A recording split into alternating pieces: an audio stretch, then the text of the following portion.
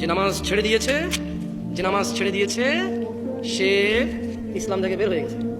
আর যে নামাজ ছাড়েনি, শত অন্যায় অবিচার পাপ থাকবে, আল্লাহর সাথে তার সাথে ক্ষমা চাইবে, আল্লাহ মাফ করবে, আর করবে না, প্রতিশ্রুতি দেবে, আবার মানুষ হিসেবে দুর্বল হয়ে যাবে, আবার আল্লাহর কাছে মাফ চাইবে, লজ্জা পাবে না, আল্লাহ আবার মাফ করবে।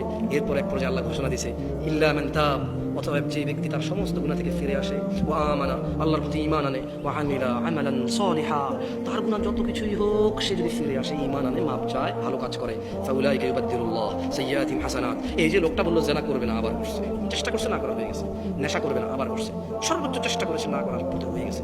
এই যে লোকটা নামাজ মিস করে ফেলেছে, চেষ্টা করেছে সর্বোচ্চ পড়ার, হঠাৎ দেখে গেলে মিস হয়ে গেছে, তো আল্লাহ কোরআনুল কারীমে সূরা ফুরকানে বলছে যে লোকটা ইল্লা মান তাব, হাজার সহস্র কোটি অপরাধ থেকে মাপ চেয়ে ফিরে আসলো, ওয়া আমানা, এরপর ঈমান নিয়ে নিছে, ওয়া আমিলা আমালান সালিহা, মাপ চাইছে, ঈমান আনছে, কিছু ভালো কাজ করা শুরু করে দিয়েছে।